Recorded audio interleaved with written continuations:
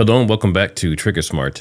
Now, there's been some videos that I've seen today that kind of inspired me to dig into this a little bit, but this is the Whistleblowers from TPUSA.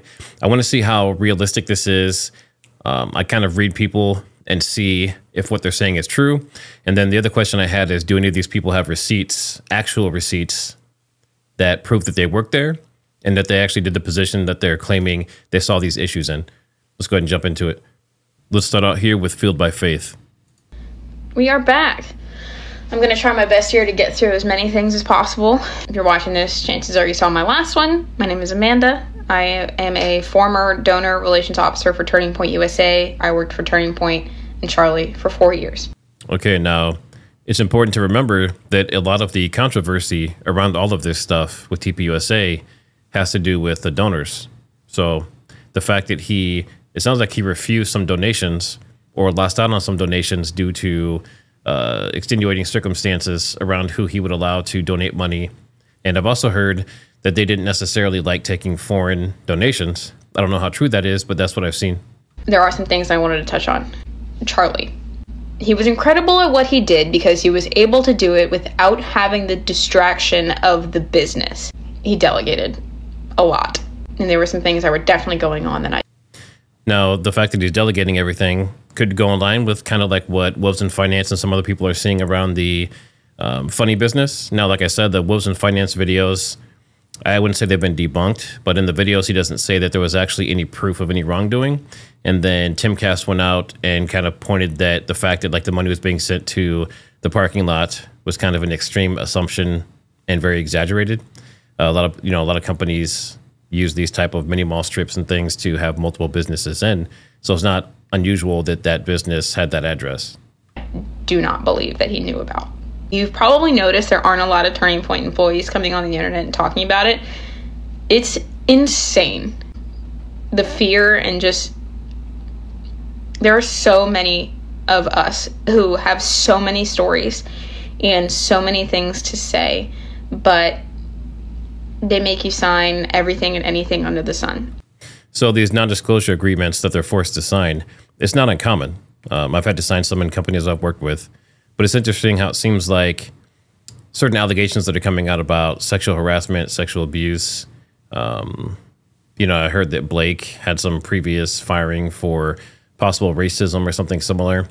It just seems like maybe the people that were around Charlie, they're not who he thought they were. That is why I was so vague. A lot of people were talking about, well, just say what you have to say. Why are you talking like that? Because I can't. I cannot. They are not above suing someone for a video that gets whatever views on TikTok. I was not fired. That was another one that people said a lot. Oh, she had to have been fired. I left on very reasonable terms. After seeing what I saw and knowing what I knew, I just couldn't do it anymore. I couldn't be there in that environment with the people who were just ugh. Some people wanted proof that I worked there. I dropped the other two on the floor, but staff badges out the yin yang. So there you go. That is her credentials. That is her proof that she worked there. She flashed it pretty quick, but we'll take her word for it. And I can put some pictures if that does any justice, but I just want everybody to know who's on this side of TikTok, if you're going down a rabbit hole, just do yourself a favor and don't. There are so many amazing things in this world, and there is no need for you to spend the amount of time and energy that you are potentially spending on this, digging into these things that don't necessarily affect you. I would disagree. She's saying that digging into this stuff and these rabbit holes is not worth doing because it doesn't affect you or might not affect you. You have to remember that TPUSA is reaching out to youth of America. They're trying to shape the youth of America. And you're telling me that it's not something that would affect everyone else? That was a very big misstatement. I'm not saying that they affect me either. I've stayed so far out of this up until this point, and there is a reason for that. The anxiety and stress and depression that comes from just being in a world of such deception and lies and deceit, it will put a toll on you. So I would like to know what those lies and deceit are. Now, that may be part of her non-disclosure agreement, but I wouldn't see how lies and deceit and things like that would be on a non-disclosure. If I was reading a non-disclosure and it says, you can't talk about our lies and you can't talk about our deceit or else you're going to get in trouble, then I wouldn't sign it. I wouldn't work for that company. I'm saying that after being in it for 4 years, every single day. Just be vigilant, be safe, know when you're going in the right direction, and know when to stop. I hope you all are having an amazing day. I love you all so much, and I don't even know you. Anybody who wished me safety and protection, I'm praying for you as well. So there you go. So she's saying that she worked for them. There was some sketchy business. There were some lies and deceit, and it made her sick to be in that environment. And I believe that she was also saying in her previous video that there were some issues with the donors that she thought was pretty disgusting, some of the behavior that was going on. And this gentleman here, he's the one that kind of started this whole thing. And he does have some receipts as well. He has another video where he basically proves the same way she did. He has like a badge and he shows a bunch of pictures of him with the people and working and everything. So let's listen and hear what he has to say. My name is Joshua Peterson. I worked for Turning Point USA and Turning Point USA Faith. And I knew Charlie Kirk personally. I want to say on the record that there was a inner circle at Turning Point USA that was constantly working against Charlie and his interests. And what That's huge. He just flat out says he worked for TPUSA and TPUSA Faith. And many of you know that TPUSA Faith is one of the organizations that people are really focusing on to possibly ties to his alleged, assassination, but also corruption within the business overall. he wanted to do, as well as there was a Jewish influence in Turning Point that he was not very fond of, that he wanted to get rid of. And he said that publicly. So he did say that he felt like he was getting bullied around and pushed around by some of these donors, and he did approve of that. So this is all true so far. He tried doing this. He tried creating a DOGE department, and he gets assassinated.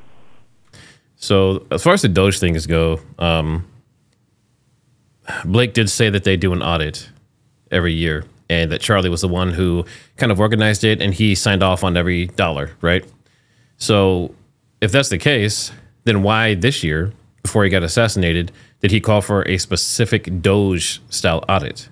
That's much different than a regular financial audit. So obviously, he must have found something or suspected something. Another thing that makes me believe this inner circle was constantly working against Charlie was because of the fact that he had a whole entire branch of Turning Point that he had no idea about, and that was the stock market branch. Now, the thing about this branch is it's been getting millions of dollars poured into it over the past 4 years now, and that's been seen through their latest tax returns, which were also filed late, which was weird, but... So that's not entirely true. They were actually filed in May, but they weren't actually publicly visible until more recently. Now, there was a government shutdown, but that doesn't mean that that's not why they, that's not maybe why they got released when they did. But as far as the filing date, it was filed in May. That's a topic for another time.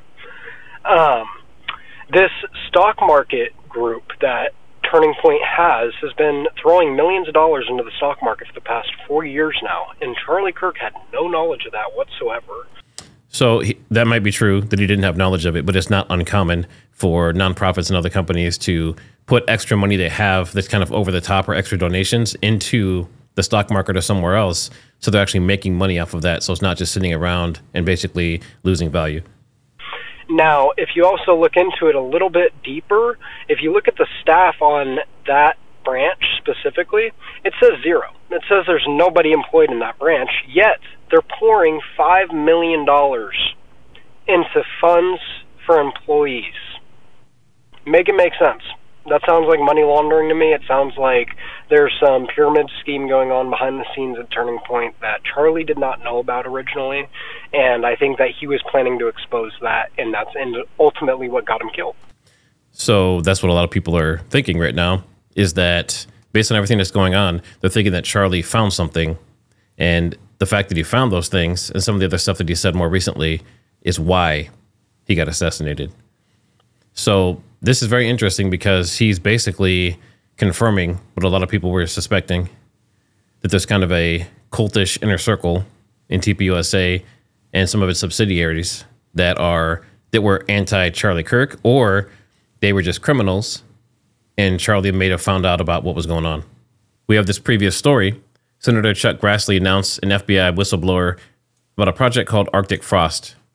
And it was 92 Republican targets, including Republican groups and individuals that were placed under investigative scope of Arctic frost. So that means that Republicans were being looked at basically as enemies of the state by the previous administration's FBI. And then on that list was Charlie Kirk's group, Turning Point USA. In other words, Arctic frost wasn't just a case to politically investigate Trump. Now, let's look at this video and see what they have to say. Central American gangs like MS-13. Now, well, it's well understood that your predecessor left you an FBI infected with politics. I'm going to provide examples of that today, including making public new whistleblower records. At your nomination hearing, I made public records that whistleblowers provide me about Arctic frost. Arctic frost was the FBI case opened and approved by antitrust Trump FBI agent Thibault. Arctic frost then became Jack Smith's elector case. Now remember, Jack Smith was against Trump, and he's the one that had to basically drop his case against him because Trump was becoming president. Now, it's important to remember that this previous administration probably still has some inside guys in the FBI and CIA and the government in general that are anti-Trump and clearly anti-Republican based on this whistleblower talking about Arctic frost. So does that mean that, now I'm really reaching here, could it be that TPUSA was infiltrated by CIA or FBI agents posing as students and everyday workers, and that could be part of what was creating that inner circle to try and break TPUSA apart? I don't know. Against then Citizen Trump and now President Trump. These new records show that Arctic frost was much broader than just an electoral matter. The case was expanded to Republican organizations. So clearly the FBI was targeting its own government, specifically the Republican side. So I'm going to show this video as well, because this is a TPUSA whistleblower, supposedly.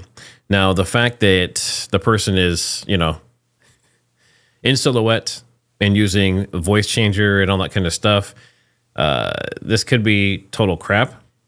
But we've seen this kind of stuff in the past. Like, I don't know how old some of you are, but like back in the 80s and 90s, you would see stuff like this on like 60 Minutes. It would just be the silhouette of the person, and the voice would be changed for, you know, to keep their identity secret. And they would, you couldn't understand a word they were saying, but they were telling you the whole story of what the people did wrong or the company did wrong. So let's go ahead and check this out. When Erica Kirk came in as leader, I don't even know how to explain it. The vibe just shifted. Now, some people are saying that this looks like Charlie Kirk's sister by the shape of the hair or something, but who knows? Like, instantly. And then she starts bringing in all these new people, total unknowns. No social media, no LinkedIn, no nothing. It's like they just appeared. So that kind of goes back to what I was saying earlier. If it was CIA or FBI agents infiltrating TPUSA, then this story would kind of make sense, because you would have people that would try and stay under the radar, not have social media, not really talk about their family, not invite anyone to hang out with them and that kind of stuff, because clearly they're an agent and they're trying to stay low under the radar. Everyone in the office is joking, well, half joking, that they're all spooks. And honestly, it fits. So people start digging around just to see who we're really working with. And it gets creepy fast. Her mom works for some Israeli defense firm, something to do with missile systems. That's like true. The Iron Dome level stuff. Her dad literally wrote the book about how to integrate private companies into the intelligence community. And Erica, she loves to brag about her connections. She'll say stuff in meetings like, if I want to know something about someone, I can have it by morning. Mossad doesn't sleep. Then now, if that's true or not, I don't know, but that would make sense. You know, if her parents are tied into Israel and the Iron Dome and defense contracting and all that kind of stuff, then it probably wouldn't be a far reach that she could utilize Mossad to, you know, look people up and that kind of stuff if she really wanted to. But again, these are just allegations, and we don't even know if this person is real. This could easily be AI. This could be 100% AI generated. We don't know. Then she'll flash that megawatt smile like she's joking, but she's not. Everyone knows she's not. Does she actually work for them? I mean, yeah, everyone thinks so. She's hinted at it herself. And now the whole office feels wired, Slack channels are dead. People don't say what they're thinking anymore, everyone's paranoid, like the walls are listening. Maybe they are. So that's interesting. I mean, if any of this stuff is true, this is insane. But still, it's all just allegations. There's really been no proof of any of this stuff yet. And even the financial stuff, there's been some kind of sketchy looking things, but nothing's been proven to be illegal. And a lot of these companies, a lot of these big companies, they do, we'll say creative, they do creative accounting. And that's not illegal, technically. It may not be moral, it may not be morally correct, but it's not necessarily illegal. So, you know, based on these whistleblowers and their stories, they seem to not enjoy the environment of TPUSA or TPUSA Faith, but they're only a couple people. TPUSA, TPUSA Faith have hundreds or thousands of employees that have worked for them, and many of them are seasonal, and some of them are volunteer at events and things like that. So I've worked for companies before where I can say I 100% did not enjoy the company. I didn't like the culture and I didn't like the people, but everyone else in the company loved it, and vice versa. I've been in companies where people say, I can't stand this place, I can't stand the CEO, and I'm like, I love this guy, right? So really, it's just your own objective taste. Now, if crimes come out, that's a whole different thing. If there are criminal charges that are proven or things are uncovered from the past that indicate criminal activity, then that's a whole different thing. I'd be interested to hear your thoughts down in the comments because this stuff is going around a lot now. So let me know down there. And as always, like, subscribe, and share, and I'll see you on the next one.